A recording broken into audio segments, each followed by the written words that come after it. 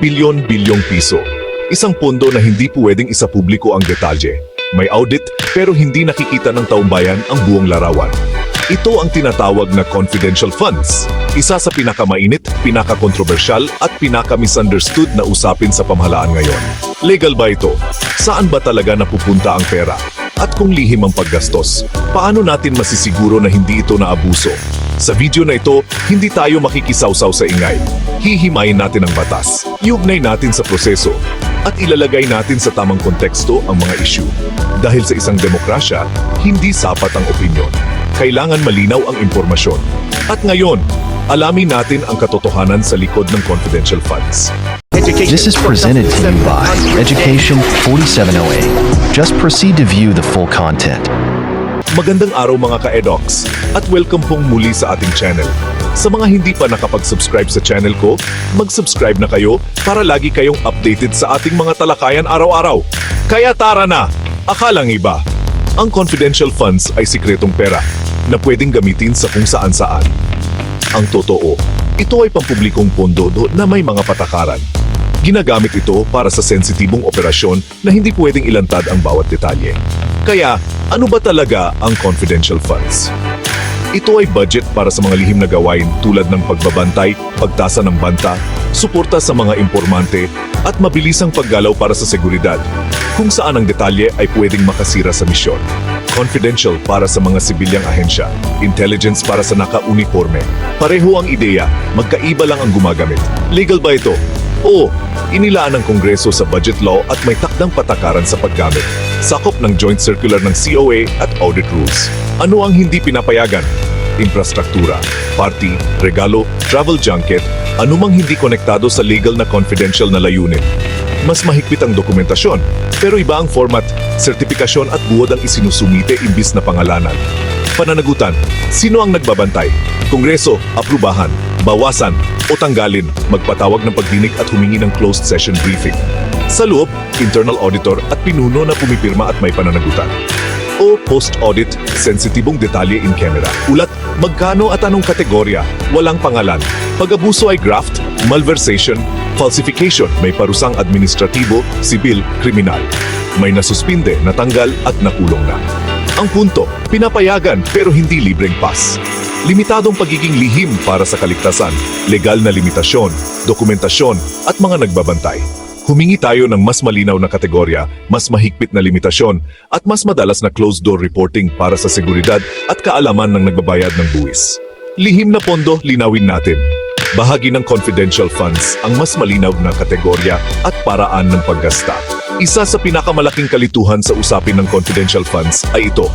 Kung hindi pwedeng ilahad ang detalye, ano ba talaga ang pinagagastusan nito? Ngayon, isa-isahin natin ng malinaw. Hindi ito haka-haka.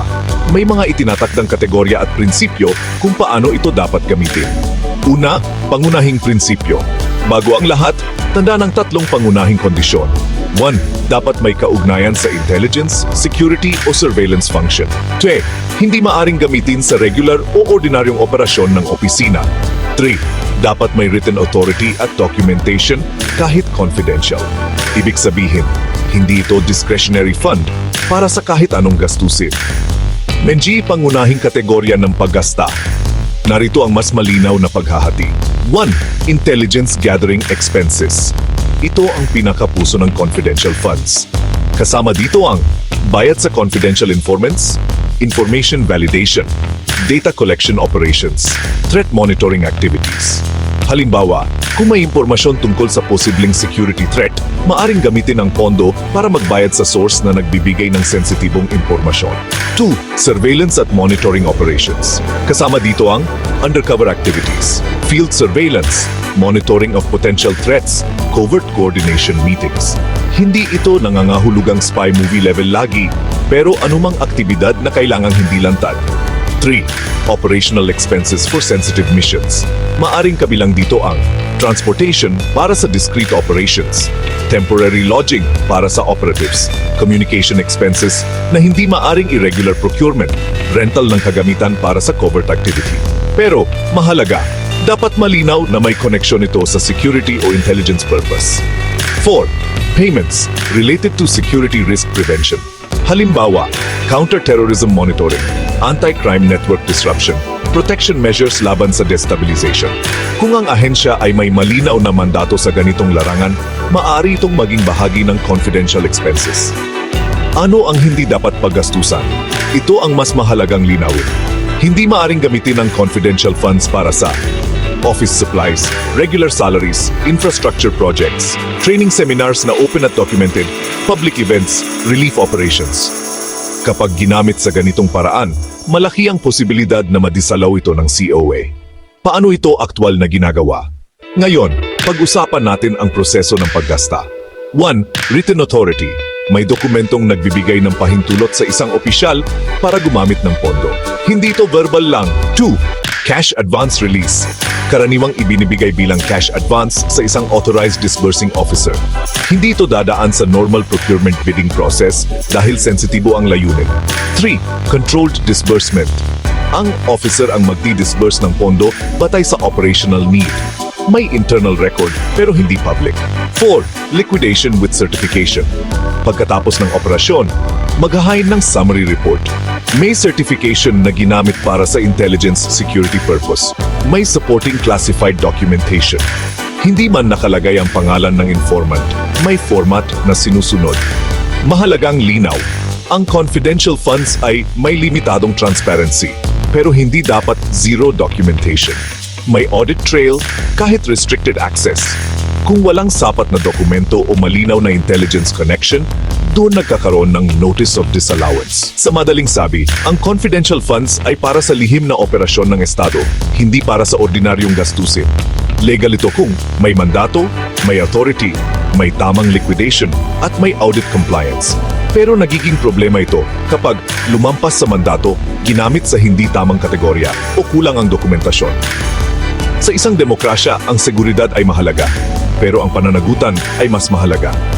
Confidential funds, mas malinaw na kategorya at paraan ng paggasta. Isa sa pinakamalaking kalituhan sa usapin ng confidential funds ay ito. Kung hindi pwedeng ilahad ang detalye, ano ba talaga ang pinagagastusan nito? Ngayon, isa-isahin natin ng malinaw. Hindi ito haka-haka. May mga itinatakdang kategorya at prinsipyo kung paano ito dapat gamitin.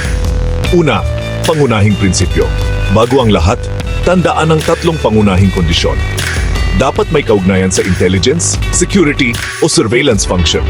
2. Hindi maaring gamitin sa regular o ordinaryong operasyon ng opisina.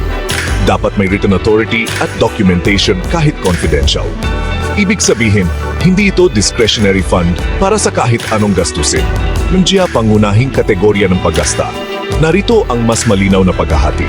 1. Intelligence gathering expenses. Ito ang pinakapuso ng confidential funds.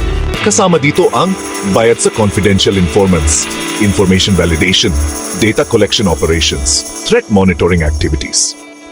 Halimbawa, kung may impormasyon tungkol sa posibleng security threat, maaring gamitin ang pondo para magbayad sa source na nagbibigay ng sensitibong impormasyon.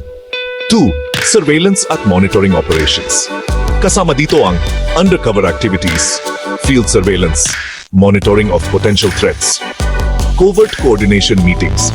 Hindi ito nangangahulugang spy movie level lagi, pero anumang aktibidad na kailangang hindi lantad. 3. Operational expenses for sensitive missions. Maaring kabilang dito ang transportation para sa discrete operations, temporary lodging para sa operatives, communication expenses na hindi maaring irregular procurement, rental ng kagamitan para sa covert activity. Pero mahalaga, dapat malinaw na may koneksyon ito sa security o intelligence purpose. 4. Payments related to security risk prevention. Halimbawa, counter-terrorism monitoring, anti-crime network disruption, protection measures laban sa destabilization. Kung ang ahensya ay may malinaw na mandato sa ganitong larangan, maaari itong maging bahagi ng confidential expenses. Ano ang hindi dapat paggastusan? Ito ang mas mahalagang linawin. Hindi maaring gamitin ang confidential funds para sa office supplies, regular salaries, infrastructure projects, training seminars na open at documented, public events, relief operations. Kapag ginamit sa ganitong paraan, malaki ang posibilidad na madisalo ito ng COA. Paano ito aktwal na ginagawa? Ngayon, pag-usapan natin ang proseso ng paggasta. 1. Written authority. May dokumentong nagbibigay ng pahintulot sa isang opisyal para gumamit ng pondo. Hindi ito verbal lang. 2. Cash advance release. Karaniwang ibinibigay bilang cash advance sa isang authorized disbursing officer. Hindi ito dadaan sa normal procurement bidding process dahil sensitibo ang layunin. 3. Controlled disbursement. Ang officer ang magdi-disburse ng pondo batay sa operational need. May internal record pero hindi public. Liquidation with certification. Pagkatapos ng operasyon, maghahain ng summary report. May certification na ginamit para sa intelligence security purpose. May supporting classified documentation. Hindi man nakalagay ang pangalan ng informant, may format na sinusunod. Mahalagang linaw, ang confidential funds ay may limitadong transparency, pero hindi dapat zero documentation. May audit trail kahit restricted access. Kung walang sapat na dokumento o malinaw na intelligence connection, doon nagkakaroon ng notice of disallowance. Sa madaling sabi, ang confidential funds ay para sa lihim na operasyon ng Estado, hindi para sa ordinaryong gastusin. Legal ito kung may mandato, may authority, may tamang liquidation, at may audit compliance. Pero nagiging problema ito kapag lumampas sa mandato, ginamit sa hindi tamang kategorya o kulang ang dokumentasyon. Sa isang demokrasya, ang seguridad ay mahalaga, pero ang pananagutan ay mas mahalaga. Ngayon, tanong, sa tingin mo ba dapat mas linawin sa batas ang specific allowable categories ng confidential funds para maiwasan ang kontrobersya? Ibahagi ang iyong pananaw. At huwag kalimutang mag-like, mag-subscribe at mag-share nito sa iyong mga kaibigan. At ito ang Edox DC na nagsasabing sa bawat panahon at pagkakataon sa katotohanan dapat nakatuon. Hanggang sa muli, paalam.